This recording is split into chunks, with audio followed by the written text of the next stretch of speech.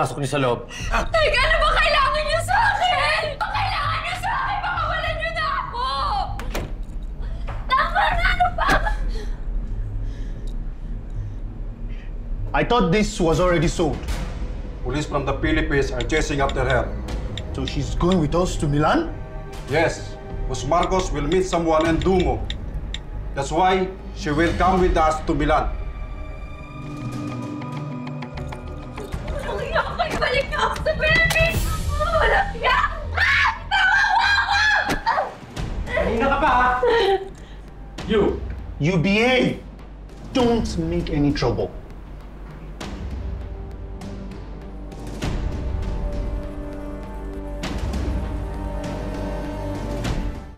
Alam mo bang nasundan kami dito sa Dubai ng mga pulis na nakaenkwentro namin sa safe house ni Selena? Ano? Teka, si Selena, nakuha ba nila? Hindi. Papunta na kami ng Milan. Gawan mo ng paraan to, Roman. O sige, balitaan mo ako. Pero siguraduhin ninyo na hindi na babalik dito sa Pilipinas yung babaeng yan.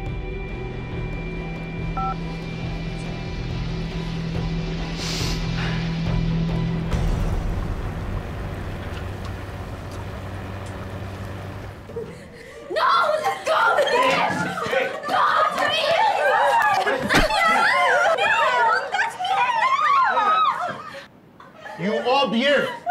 Especially you.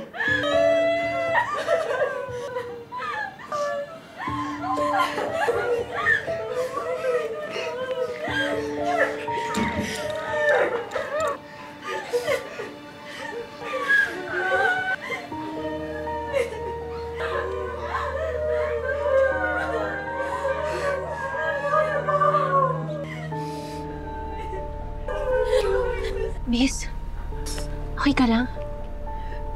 Ano yun? Cellphone yun ah. Paano ka nakakuha ng cellphone? Nakuha ko dun sa bantay. Huwag ka nalang maingay, ha? Ate, may kilala ka bang pwede nating tawagan? Pwede nating hinga ng tulong? Oo, may kakilala kong pulis. Si Sir Tonyo at si Ma'am Bobby. Pwede tayong humingi ng tulong sa kanila. Nagkakalabari ka rin? Oo. Bobby, as in, Bobby Enriquez, siya ba yung pulis na tinutukoy mo? Kilala mo rin siya. Opo, kilala ko si Ate Bobby. Kinakapatid ko po siya. Okay. Pero ate, bakit siya yung gusto mong tawagan? Siya lang kasi yung kabisado ko yung number. Yung kay Sir Tonyo, hindi masyado eh. Kailangan malaman nila na nandito tayo. Kaso parang palubat na yata ito. Ano mo? I-text mo na si Ate Bobby. Sige.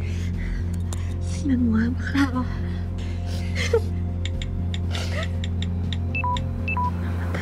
Ano nangyari? Deadbat na yata.